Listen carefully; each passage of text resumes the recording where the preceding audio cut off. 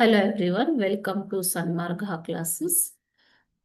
6ನೇ ಪ್ರಶ್ನೆ, ಕರ್ನಾಟಕದ ಪ್ರಮುಖ ಪ್ರವಾಸಿ ಕೇಂದ್ರಗಳು ಎಂಬಂತಹ ಚಾಪ್ಟರ್ ನಿಂದ ಗಾಂಧಿ ಭವನ ಇರುವ ಗಿರಿಧಾಮ ಯಾವುದು ಅಂತ ಕೇಳ್ತಾ ಇದ್ದಾರೆ ಮಕ್ಕಳು. ಓಕೆನಾ?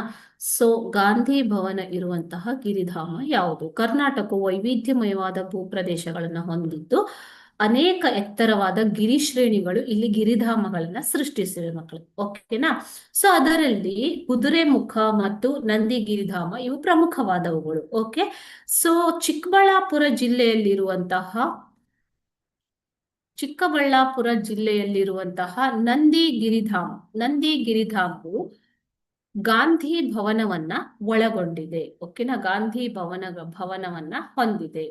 ಸೊ ಈ ಗಿರಿಧಾಮವು ಎಲ್ಲಿರುವಂತದ್ದು ಮಕ್ಕಳೇ? ಚಿಕ್ಕಬಳ್ಳಾಪುರ ಜಿಲ್ಲೆಯಲ್ಲಿ ಇರುವಂತದ್ದು. ಚಿಕ್ಕಬಳ್ಳಾಪುರ ಜಿಲ್ಲೆ.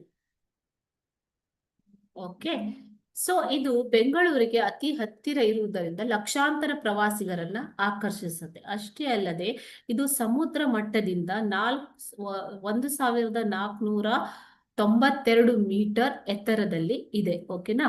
ವಸತಿ ಮತ್ತು ಉಪಹಾರ ವ್ಯವಸ್ಥೆ ಇದ್ದು ತಂಗಲು ಕೂಡ ಇಲ್ಲಿ ಅವಕಾಶವಿದೆ. ಮಹಾತ್ಮ ಗಾಂಧಿಯವರು ಆರೋಗ್ಯ ಸುಧಾರಣೆಗಾಗಿ ಇಲ್ಲಿ ತಂಗಿದ್ದರಿಂದ ಗಾಂಧಿ ಭವನವನ್ನ ಇಲ್ಲಿ ನಿರ್ಮಿಸಲಾಗಿದೆ. ಯಾಕೆ ನಿರ್ಮಿಸಲಾಗಿದೆ ಮಕ್ಕಳೇ? ಮಹಾತ್ಮ ಗಾಂಧೀಜಿಯವರು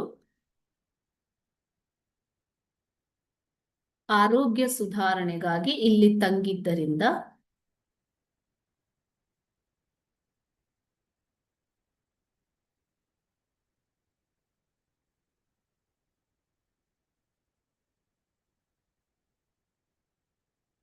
ಇಲ್ಲಿ ಗಾಂಧಿ ಭವನವನ್ನ ನಿರ್ಮಿಸಲಾಗಿದೆ. ಓಕೆನಾ?